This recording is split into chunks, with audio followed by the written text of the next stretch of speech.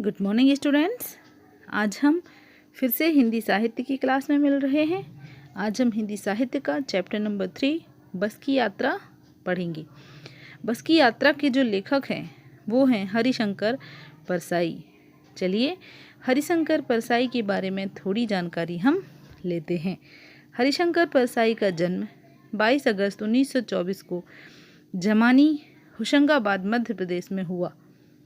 वे हिंदी के पहले ऐसे रचनाकार हैं जिन्होंने व्यंग को अपनी विधा चुना, उसे हल्के पुल्के मनोरंजन के साथ उस परंपरागत परिधि से उबार कर समाज के व्यापक प्रश्नों से जोड़ा है।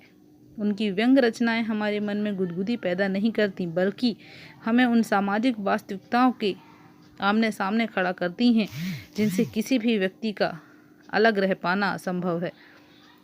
लगातार खोखली होती जा रही हमारी सामाजिक और राजनीतिक व्यवस्था में पिसते मध्यम वर्गीय मन की सच्चाइयों को उन्होंने बहुत ही निकटता से पकड़ा है। सामाजिक पाखंड और रूढ़िवादी जीवन मूल्यों की खिल्ली उड़ाते हुए उन्होंने सदैव विवेक और विज्ञान सम्मत दृष्टि को सकारात्मक रूप में प्रस्तुत किया है। उनकी भाषा शैली में खास किस्म का अपनापा है, जिससे पाठक यह महसूस करता है कि लेखक उसके सामने ही बैठा है। हरिशंकर परसाई ने अपनी शिक्षा नागपुर विश्वविद्यालय से पूरी की। उन्होंने एमए किया था। तो ये था उनके जीवन के बारे में संक्षिप्त रूप में ज्ञान। आगे हम अपने चैप्टर की ओर चलते हैं, बस की यात्रा। लेखक अपनी कहानी की शुरुआत करते हैं। वो कहते हैं कि हम 5 मित्रों ने तय किया कि हम बस से सफ़र करेंगे या बस से यात्रा करेंगे। पन्ना से इसी कंपनी की बस सतना के लिए घंटे भर बाद मिलती है। जिस कंपनी की बस से वो सफ़र करने के लिए तैयार थे, जो जबलपुर की ट्रेन मिला देगी। फिर सुबह घर पहुंच जाएंगे। हम में से 2 को सुबह काम पर हाजिर होना था, इसलिए वापसी का यही रास्ता अपनाना जरूरी था। लेखक कहते हैं कि हम लोगों ने जबलपुर जाने के लिए ऐसा रूट चुना कि पहले हम बस से पन्ना, फिर पन्ना से स्टेशन के लिए वो बस मिला देगी हमें उसी कंपनी की, और उसके बाद हम फिर ट्रेन से जबलपुर पहुंच जाएंगे, क्योंकि हम 5 मित्रों में से 2 को सुबह सुबह ही अपने काम पर जाना था। ये पूरा हमने प्लानिंग करके रखी थी कि हम सुबह पहुंचकर वहां क्या क्या करेंगे। उसके बाद लोगों ने सलाह दी कि समझदार आदमी शाम वाली बस से सफ़र नहीं करते क्या। फिर कुछ लोगों ने इन लोगों को सलाह भी दी कि जो समझदार व्यक्ति है ना, वो इस शाम वाली बस से कभी सफ़र नहीं करते। तो किसी ने पूछा कि क्या बस में डाकू आते हैं? तो लोगों ने कहा नहीं, बस में डाकू नहीं आते, बस स्वयं ही डाकिन है। अब बस क्यों स्वयं ही डाकिन है वो हम आगे देखते हैं। आगे जब बस आई तो बस को देखा तो हमारे अंदर से श्रद्धा उमड़ आई। श्रद्धा क्यों? क्योंकि वो बहुत बुजुर्ग लग रही थी, तो उसके लिए रिस्पेक्ट आ गई। वो बहुत ही वयोवृद्ध थी, अर्थात बहुत ही ज्यादा वृद्ध थी।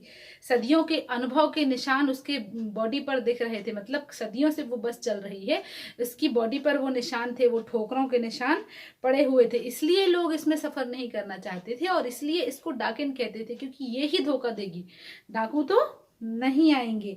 वृद्धावस्था में इस बस में सफर करने पे कष्ट भी होगा बेचारी को, इसलिए लोग बहुत कम से कम कोशिश करते थे कि इस बस में सफर करने की बारी आए। इस बस को पूजा के लिए रखा जा सकता है, क्योंकि यह इतनी वयोवृद्ध है, इतनी वृद्ध है कि बस इसकी पूजा ही की जा सकती है। उस पर सवार कैसे हुआ जा सकता है, जो कि इतनी बुजुर्ग है, उस पर कैसे सवार होकर उसका सफर का मजा लिया जाए? उसकी तो बस एक जगह खड़े कर पूजा ही करनी चाहिए।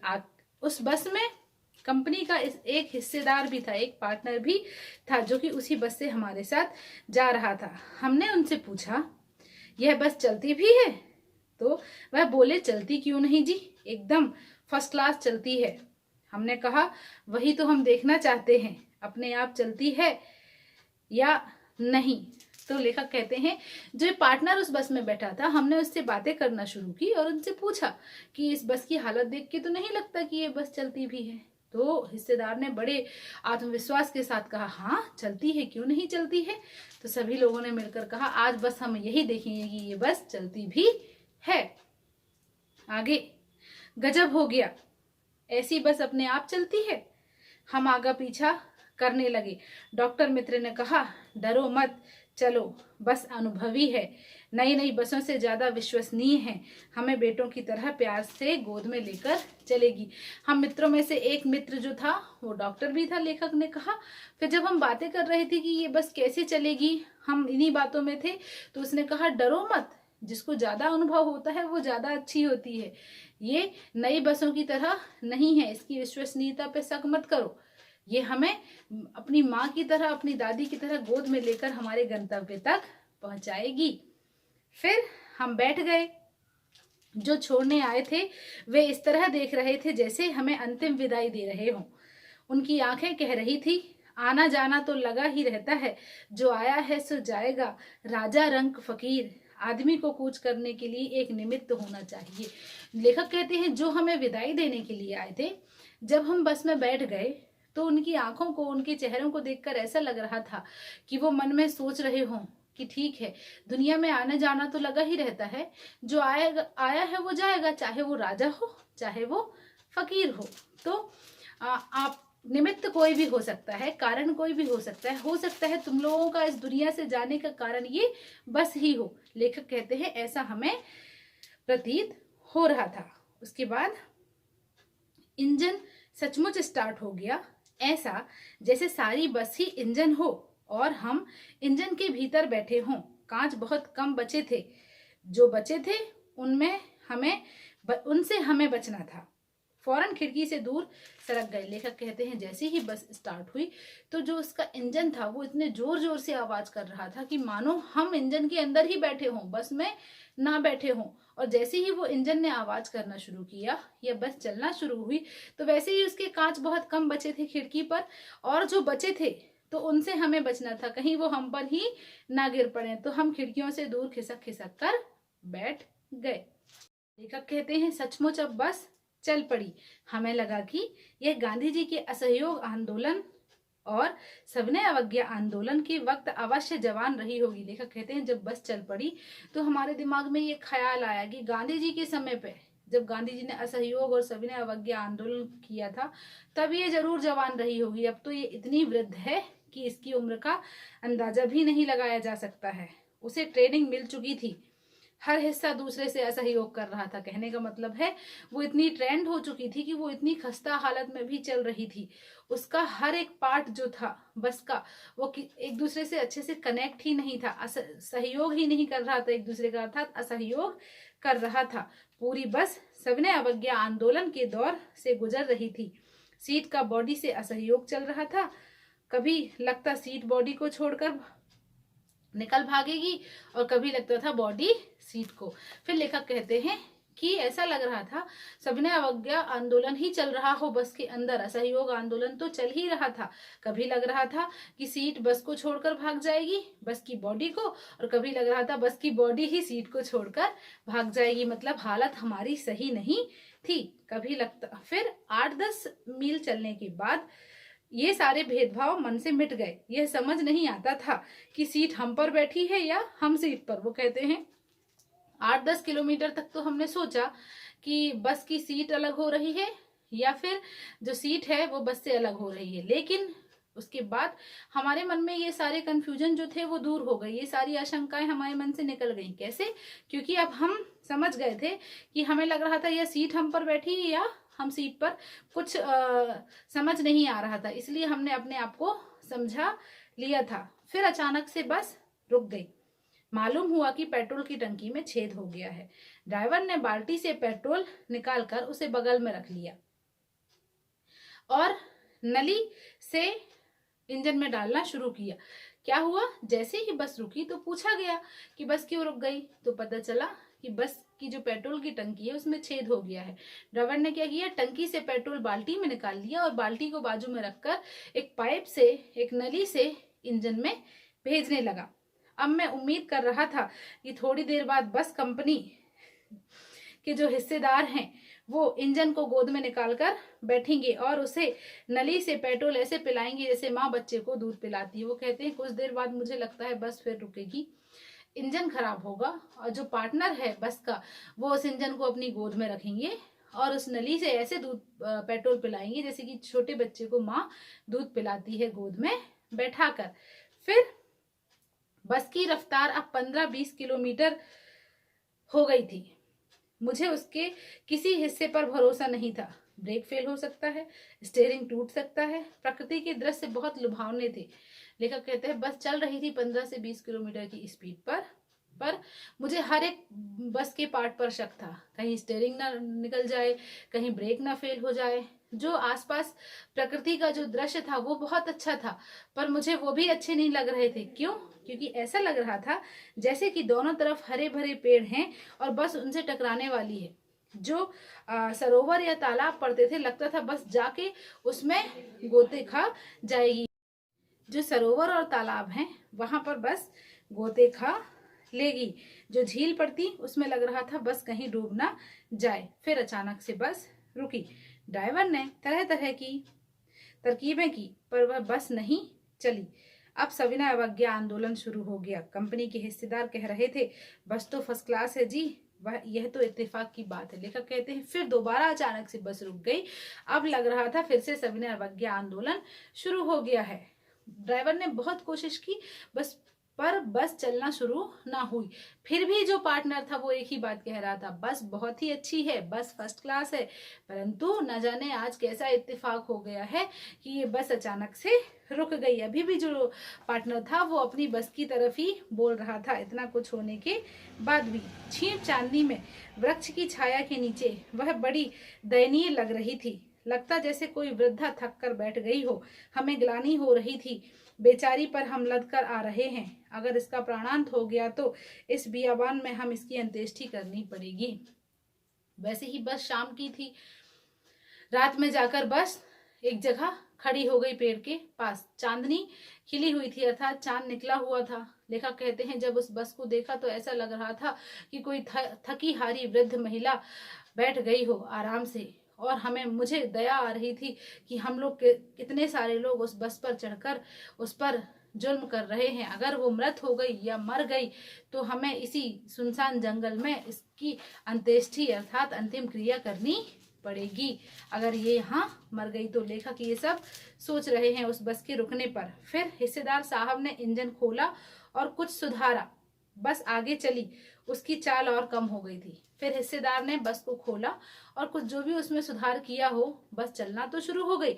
लेकिन 15-20 किलोमीटर से उसकी स्पीड और भी कम हो गई। धीरे धीरे वृद्ध, ऐसे लग रहा था जैसे कि किसी वृद्ध महिला की धीरे धीरे आंखों की ज्योति कम हो रही हो। आंखों की जो प्रकाश है वो कम हो रहा हो। वो चांदनी रात में, मतलब उजेली रात में रास्ता टटोल टटोल कर चल रही है, धीरे धीरे, या कह सकते हैं चल नहीं रही है, रेंग रही है धीरे धीरे। फिर आगे या पीछे से कोई गाड़ी आती तो वह एकदम किनारे खड़ी हो जाती, जैसे कह रही हो निकल जाओ बेटी, अपनी तो वह उम्र ही नहीं रही। लेखक कहते हैं जैसे ही कोई गाड़ी आगे पीछे से आती तो बस और धीमी हो जाती है। ऐसा लग रहा था वो साइड देकर कह रही हो कि निकल जाओ बेटी, अब तुम्हारी उम्र ही है इतनी तेजी से निकलने की, मेरी उम्र ये सब करने की नहीं रही। फिर एक पुलिया के ऊपर पहुंचे ही थे कि एक टायर फिस करके पंचर हो गया। फिर बस बहुत जोर से हिली और फिर रुक गई। अगर स्पीड में होती तो उछलकर नाले में जा गिरती। मैंने उस कंपनी के हिस्सेदार की तरफ पहली बार श्रद्धा भाव से देखा। लेखक कहते हैं तीसरी बार फिर बस रुकी एक पुलिया के ऊपर जाकर। बस एकदम से थम गई। लेकिन अगर स्पीड में होती तो हम सब उस नाले में जाकर गिरते, क्योंकि बस फिर रुक नहीं पाती। लेखक कहते हैं जैसे ही बस रुकी मेरी नजर उस हिस्सेदार, उस पार्टनर पर पड़ी और उसके लिए मेरे मन में श्रद्धा, रिस्पेक्ट आ गई। क्यों? क्योंकि वो बस की कंडीशन जान रहा था कि इसकी हालत खस्ता है। उसके बाद वो स्वयं भी इस बस में सफर कर रहा था। हम तो कर ही रहे थे क्योंकि हमारी आवश्यकता थी, परंतु उसकी क्या आवश्यकता थी? ये स्वयं भी बस की हालत जानने के बाद इसमें सफर कर रहा था। उत्सर्ग की ऐसी भावना दुर्लभ है। सोचा इस आदमी के साहस और बलिदान भावना का सही उपयोग नहीं हो रहा है।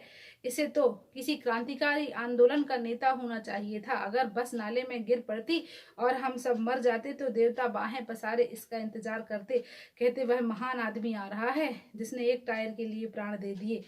मगर टायर नहीं बदला। लेखक कहते हैं इसलिए श्रद्धा उमड़ रही थी, इसलिए इतना आदर उसके लिए आ रहा था, क्योंकि वो जान रहा था बस की हालत। उसके बाद उस बस में सवार खुद भी था और उसने उस टायर की हालत जानने के बाद उसके टायर को भी नहीं बदलवाया। ऊपर से बस की फर्स्ट क्लास कह रहा था बस की हालत को, कि बस की हालत बहुत अच्छी है। लेखक कहते हैं अगर ये बस नाले में गिर जाती और हम सब मृत हो जाते तो देवता भी इसके स्वागत के लिए खड़े होते।